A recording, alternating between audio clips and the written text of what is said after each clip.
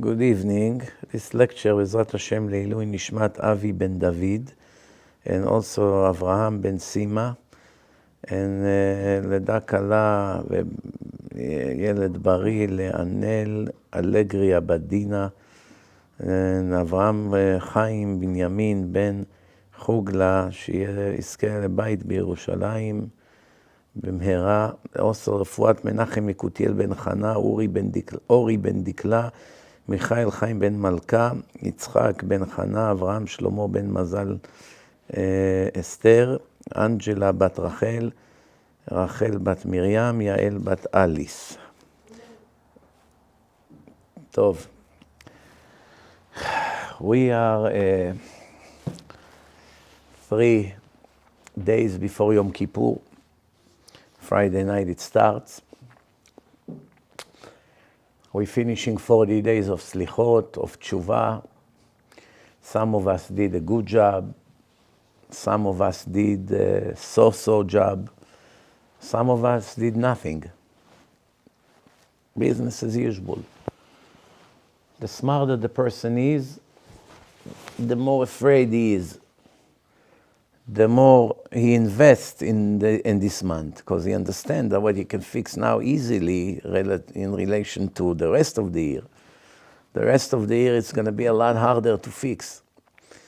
I would say that after such a horrible year that we had, the worst one in 80 years, after such a horrible year, everybody agreed that it's the worst year since the Holocaust, that people would care more to do tshuva in a month of this Elul.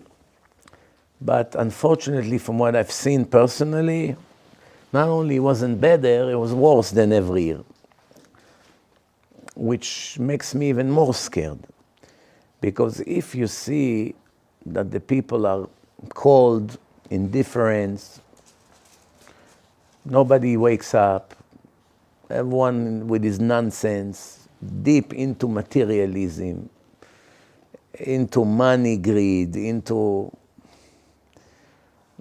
buying t-shirts for $600, $800, $1,100, a lousy t-shirt. I wouldn't buy it in Gaza for $2.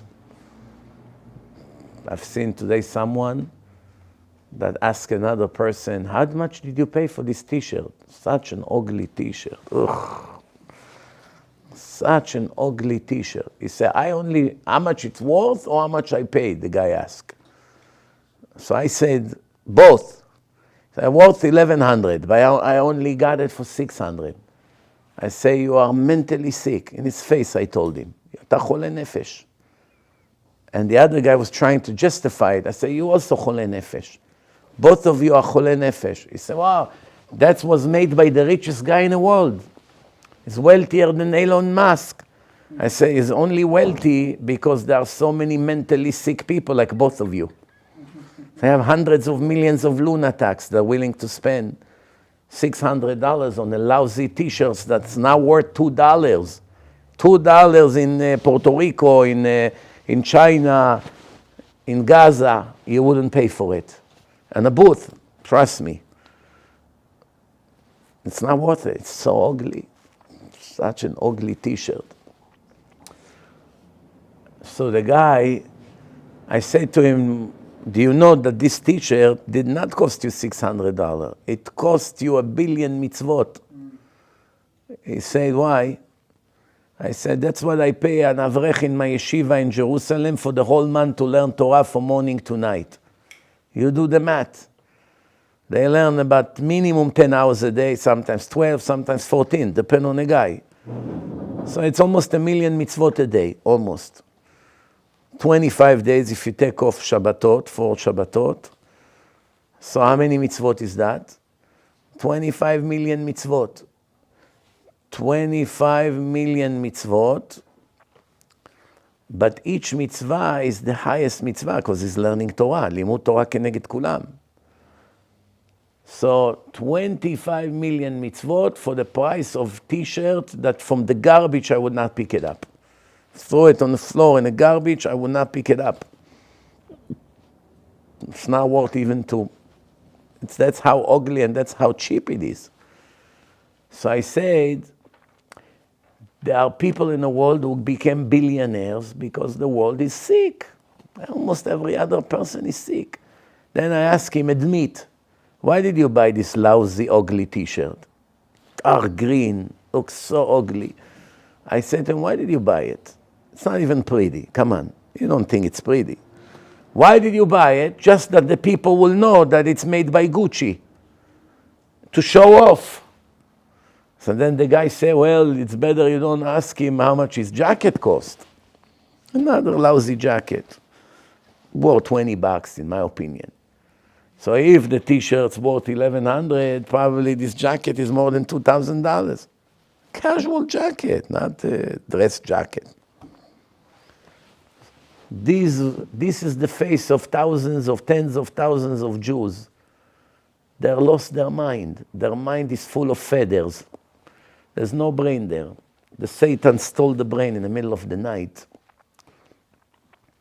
I say to the other guy who was trying to be his lawyer, I say to him, you have to dig deep into your nefesh, into your soul, and see what went wrong. We are talking about two religious people, in case you don't get the point. If there would be two secular people, I wouldn't waste a minute on this conversation. It's a lost case already. Two people Shomrei Shabbat, people that listens to lectures from time to time.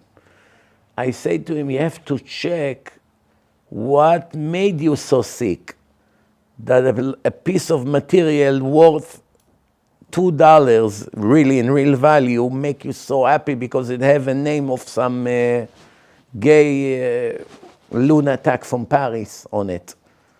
And that's why you walk in the street thinking, wow, everyone pay attention, I'm here. Look at me, I'm a big shot. I have a 600, 1100. He felt so lucky, he bought it for 600. But then again, you're thinking, what's the difference between this stupidity to art? Art. The artist who paints the most beautiful pictures, really talented, amazing pictures, that makes the house look so pretty. I don't know, old Jerusalem, all these beautiful views, whatever it is. It's probably a few $100 a painting, few thousand. Someone will drop some ketchup or mustard on a piece of canvas, $100 million.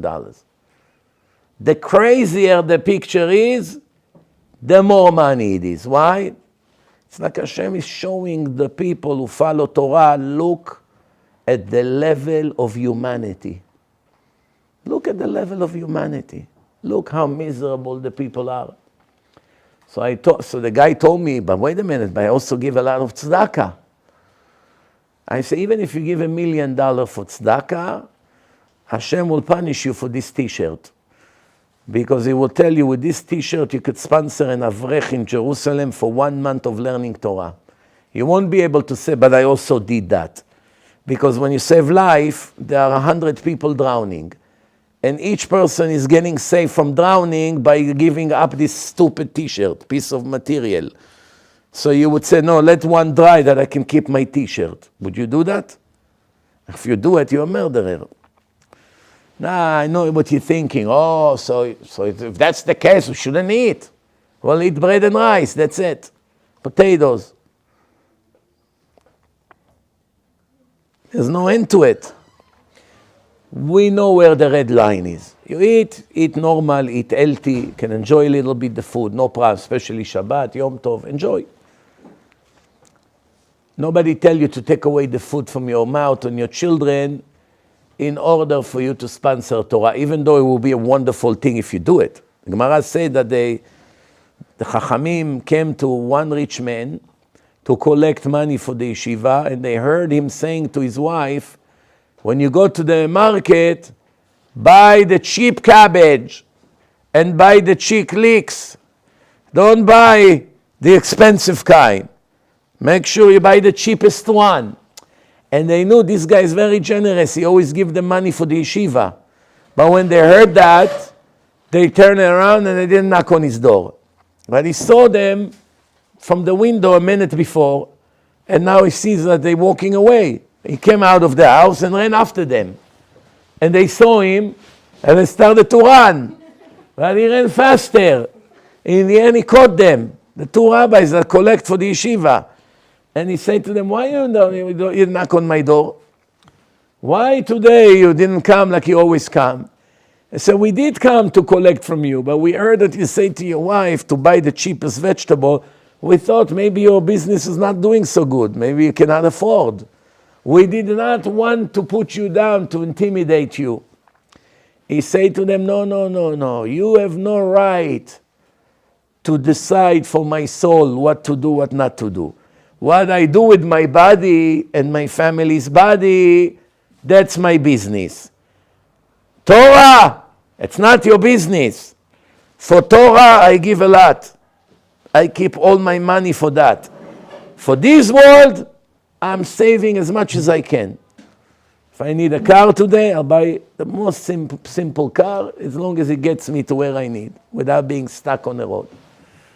Anything else I need, clothes, simple, look respectable, no brand names, nothing. Jewelry, if I need to buy something, on a bargain. Food, don't have to buy the best pieces of the cow. We'll buy something that will manage. We'll manage with meat that is not so expensive. But when it comes to charity, no, this we give everything. Why? We are looking forward to the next eternal world. We want to have a beautiful place because over there it's forever. You can be here, but you can be here and you can be there. And the Gemara says that everyone that is a little bit higher than his friend, a little bit higher, meaning one more mitzvah and his friend would be there in the next level. And it burns his heart from jealousy. Wow, one more mitzvah and I would be where he is? Oy, how did I miss that? Because over there people would know the ultimate truth. Here, everything is confused. You don't learn Torah, you don't listen to good speakers. How are you going to be aware of the nonsense and the mistakes that you are making? No one will wake you up. But when you come there, it will hit you.